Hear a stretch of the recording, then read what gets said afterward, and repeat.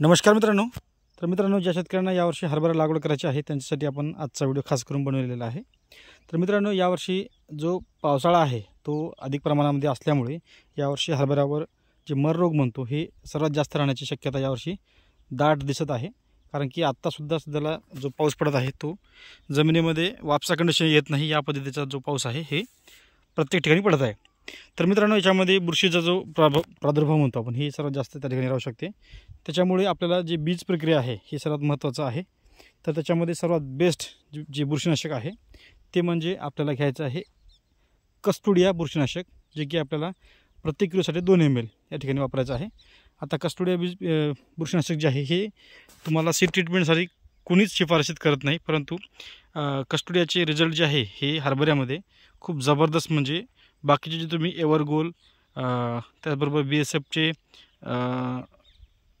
जे आहे झेलोरा किंवा मग इलेक्ट्रॉन याच्यापेक्षा रिझल्ट जे आहे हे कस्टोडियाचे चांगले आहेत हरभऱ्यामध्ये खास करून.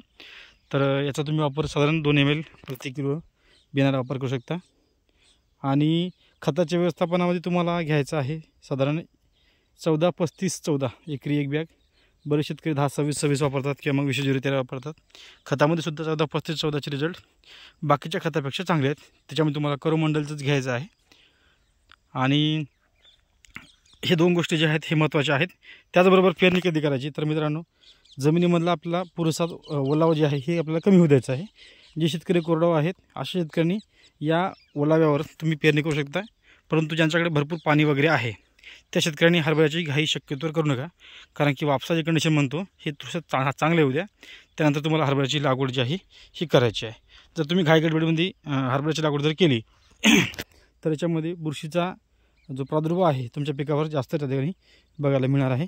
कारण की जमिनीला वापसा कंडिशन जे आपण म्हणतो हे पीक लवकर होत नाही, त्याच्यामुळे हरभरा जास्त मरण जे म्हणतो आपण हे त्या ठिकाणी तुमच्या पिकामध्ये लागू शकते. म्हणून साधारण लागवड जी आहे ही आपल्याला 15 नोव्हेंबरपर्यंत तरी केली तरी काही अडचण नाही.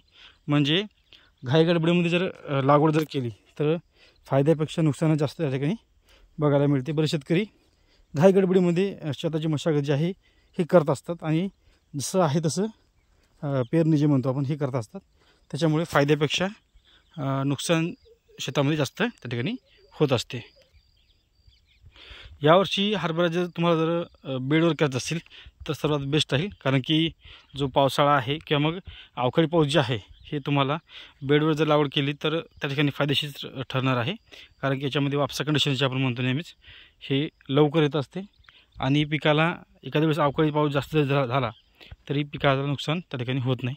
म्हणून सर्वरंब्याचा वापर जास्तीत जास्त शेतकऱ्यांनी इथून पुढे केला पाहिजे असा मला तरी वैयक्तिक वाटते. बाकी शेतकरी ट्रॅक्टरने पेरणी वगैरे करतात त्यांच्यासाठी नाही, परंतु जे शेतकरी टोकन पद्धतीने करणार आहेत त्यांनी सर्वरंब्याचा वापर हरभऱ्यामध्ये सुद्धा करायला पाहिजे. तर हे या शेतामध्ये आपण 4 एकर क्षेत्र आहे हे. तर या ठिकाणी आपण जास्त पाऊस असल्यामुळे यावर्षी मका लागवडीचा डिसिजन म्हणतो ते या ठिकाणी आपण घेतलेलं आहे. कारण की कालसुद्धा या शेतामध्ये खूप मोठ्या प्रमाणात पाऊस झालेला आहे. तुम्ही पाहू शकता जमिनीमध्ये जे ओलावा म्हणतो हे पाहू शकता, हे बिना पाण्याचं आहे, म्हणजे याला आपण पाणी वगैरे दिलं नाही. परंतु कालचा जे पाऊस आहे हे खूप जास्त मोठ्या प्रमाणामध्ये पडला आणि समोरसुद्धा असा पाऊस राहू शकते. याच्यामुळे मका लागवडीचा जे निर्णय म्हणतो आपण हे आपण या ठिकाणी यावर्षी घेतलेला आहे. साधारण 13 ते 14 एकरपर्यंत आपला मका यावर्षी राहणार आहे, वेगवेगळ्या पद्धतीने वेगवेगळ्या अंतरामध्ये वेगवेगळ्या व्हरायट्या.